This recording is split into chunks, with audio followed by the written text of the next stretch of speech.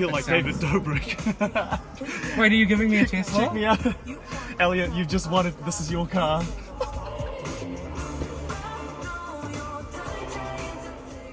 I think it's about time I told you about this Tesla that I drove. It's been a little while since I've actually driven the car, and it's been a little while since I've uploaded a video. This is the first video for 2021, so hey, better late than never. But what's up guys, welcome back to my channel. My name is Richie, and yeah, today let's talk about Tesla. So I've done a review on a PHEV, which was the Audi e-tron. So still had a petrol motor but not full electric. And the Tesla was the first full electric car I got to drive. But before that, let's talk about the car itself, the Tesla Model 3. Now, this car is so sick.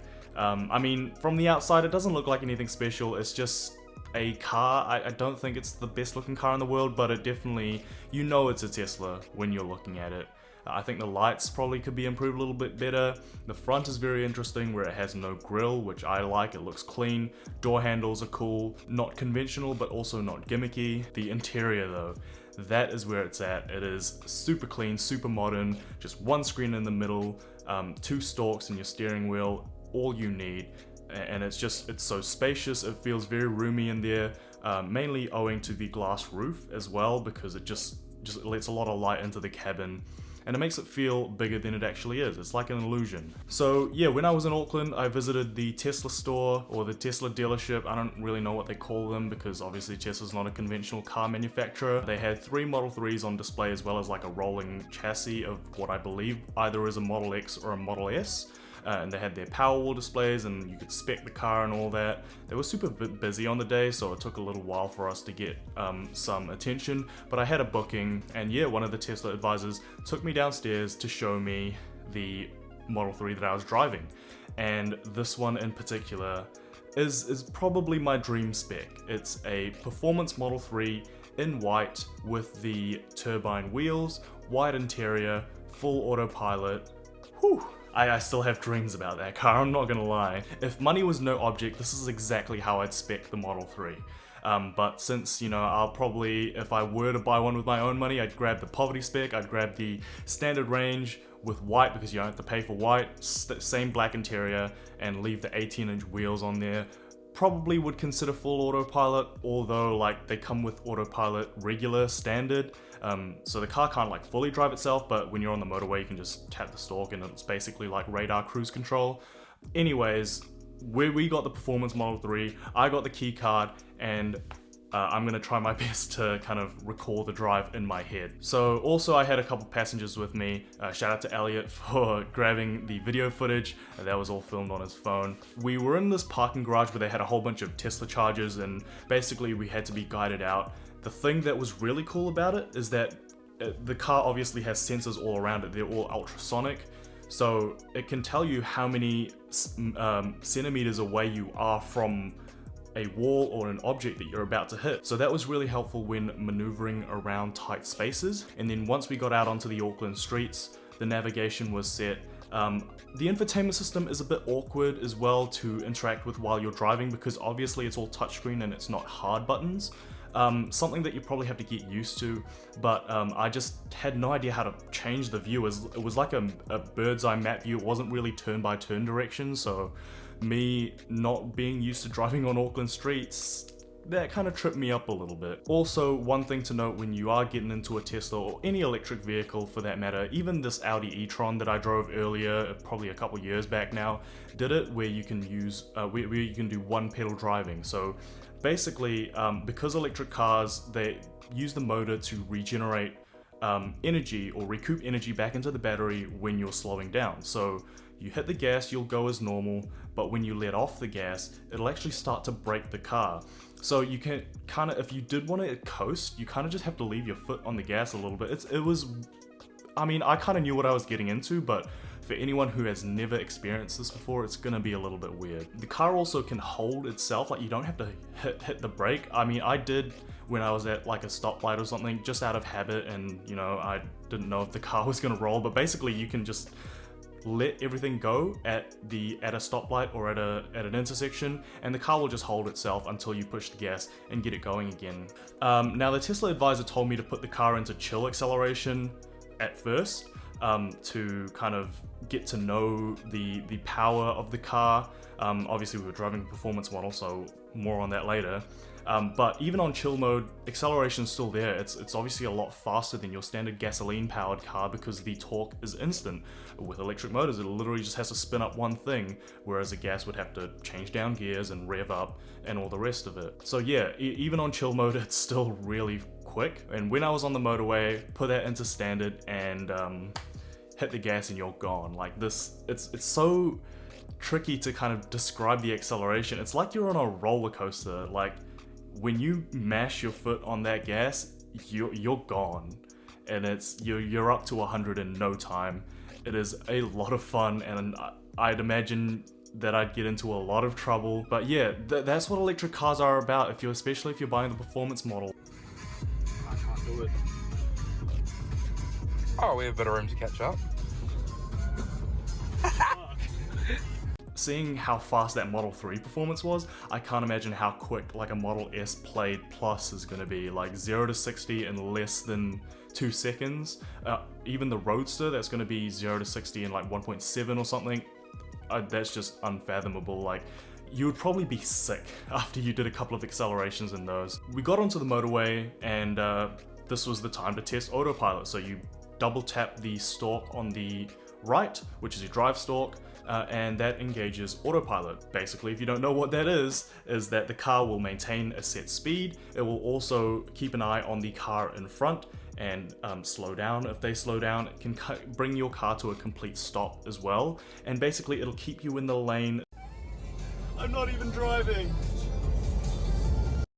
You technically don't need to steer it, but for legal purposes, you do have to let the system know that you are there by kind of turning the wheel a little bit.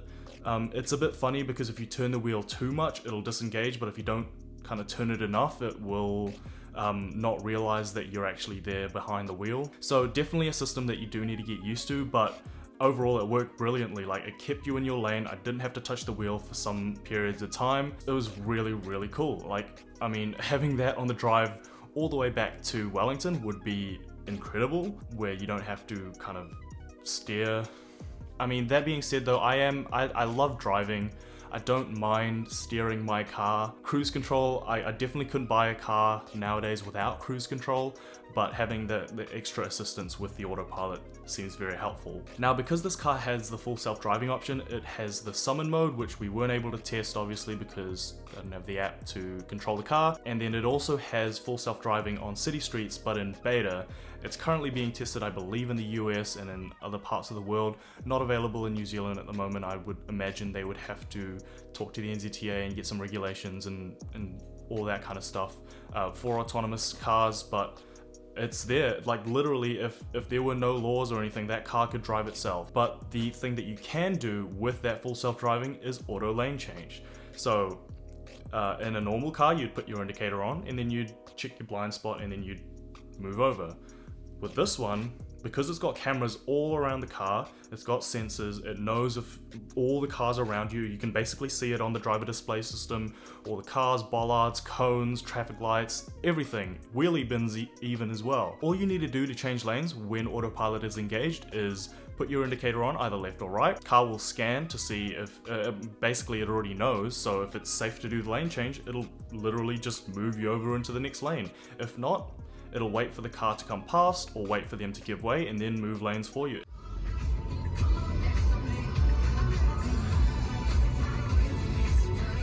Oh, I need a...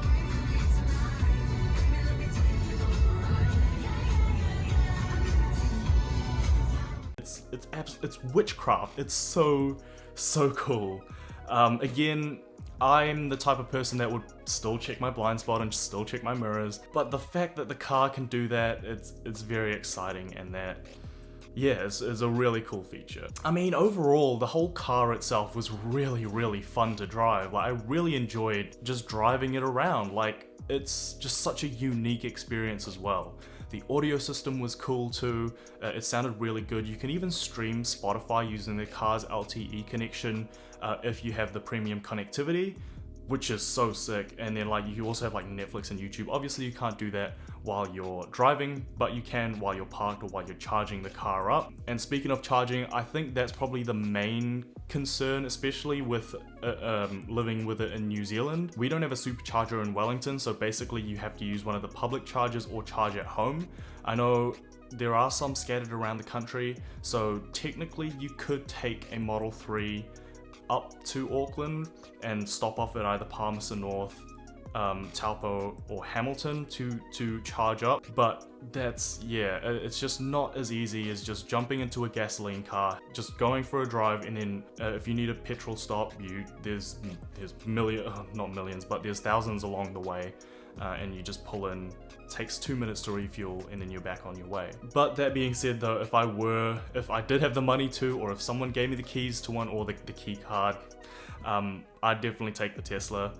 It's just overall, it's just such a cool car, and I'm very excited for the future of motoring. Like I am a petrol head. Like I love cars. I love all kinds of cars. Like, you know, I love the European cars. I like the Audis and the BMWs, and I love American cars. Like I love the Dodge Hellcats and Mustangs and Corvettes and all that. And you know, I have an appreciation for electric cars because that is going to be the future of motoring. Like by the time I am going to be able to afford a car, it's more than likely going to be an electric one because they won't sell any gasoline cars in the future. New Zealand's planning to stop sales of all brand new petrol cars by 2032. So if that's the future of motoring, I'm very excited for it.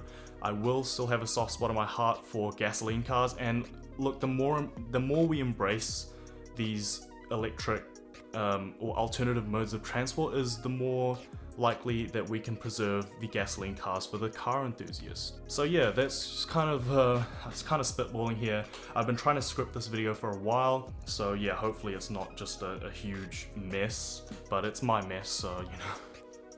There we go. First video of 2020 out of the way. I still have no idea what I have planned for the rest of 2021 in terms of content, but hopefully we get to 1,000 subscribers this year because we're really close. I've got a pretty busy schedule lined up, but I'm gonna try to fit in videos where I can. Hopefully you guys did enjoy the Tesla content. Like, I mean, if we get enough subscribers, maybe I can go out and buy a Tesla and make some videos on it. But for now, the test drive, man, like, I told them as well that I had no intention of buying. Like, I definitely can't afford a car, but I'm very interested and I'm a shareholder and all that kind of stuff, and they were still keen to have me on. So yeah, thank you very much to Tesla Auckland for giving me that opportunity. Yeah, we'll see what else we can do in terms of car content in the future. But for now, thank you so much for watching. I really do appreciate you sticking around all the way to the end. Leave a like if you enjoyed. Also hit that subscribe button while you're down there if you have not yet. And stay tuned for some more tech, car, vlog, cinematic, movie content. I don't know, yeah, it's all over the place at the moment. But yeah, again, I appreciate you guys sticking around, and hopefully this was a cool video for you. Anyways, I'm rambling on, so I better cut it here. I'll catch you guys in the next one. Peace.